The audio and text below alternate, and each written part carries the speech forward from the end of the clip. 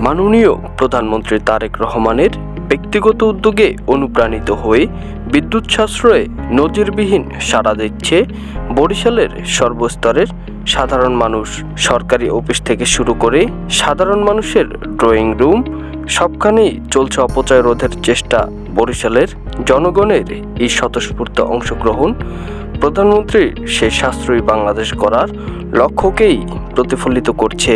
আমাদের বহির্বিশ্বে যেভাবে যুদ্ধ চলতেছে, যদি এইভাবে যুদ্ধ চলে তাহলে আমাদের দেশে তেলের সংকট হবে এবং বিদ্যুতের সংকট হবে। তেল না হলে বিদ্যুৎ কীভাবে উৎপাদন হবে? এর জন্য আমরা মনে করি অফিস আদালত বাসাবাড়ি যারাই আছে বিদ্যুতের সাশ্রয় করে ব্যবহার করা উচিত। কারণ প্রয়োজন ছাড়া বাতি জ্বালানো উচিত না, প্রয়োজন ছাড়া যে কোনো মানে বিদ্যুতের কাজ করা উচিত না। কারণ বিদ্যুৎ যদি আমরা সাশ্রয় করে ধরে না রাখতে পারি তাহলে আমাদের জন্য সামনে বড় ধরনের একটা হুমকি হয়ে আসছে। যেমন দেশ নায়ক তারেক রহমান বলছে যে বিদ্যুৎ সাশ্রয় করার জন্য আমরা তার কথাটাকে অনেক মূল্যায়ন করা উচিত। এর জন্য কারণ দেশে যে বিদ্যুৎ সাশ্রয় করে সেটা আমাদের জন্য, সে এর জন্যই বলছে যে বিদ্যুৎ সবাই সাশ্রয় করুন।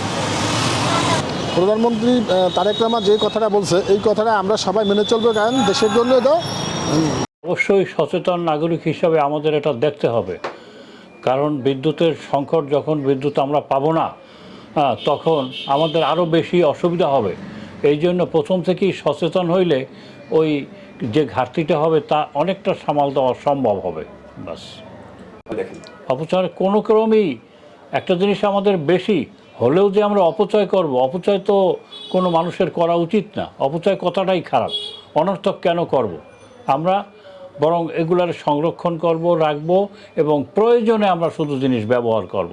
আর বিদ্যুৎ এরকমেরই জিনিস, অপচয় করলে আমাদেরই ক্ষতি হবে, কষ্ট হবে।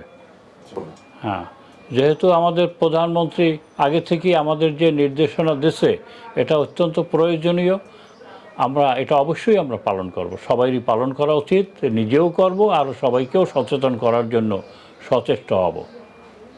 ধন্যবাদ জানাই। এবং দেশে বিদ্যুতের সংকট হবে এবং হচ্ছে, আরও হবে। যে যুদ্ধ বাজছে, দ্বিতীয় যুদ্ধের পর তৃতীয় যুদ্ধ হতে পারে। এই জন্য আমরা যত অপচয় বিদ্যুৎ রোধ করতে পারি এদিক দিয়ে খেয়াল রাখা উচিত।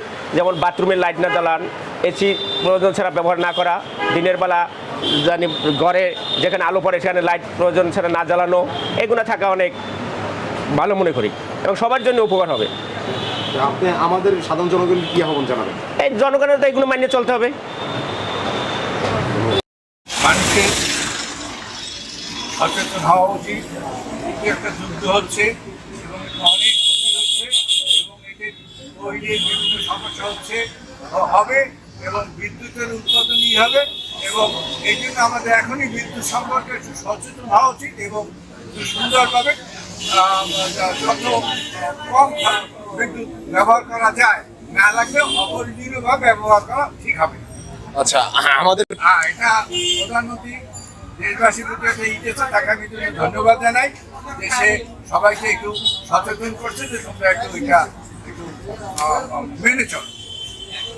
আপনি দেশবাসীকে কি বলবেন?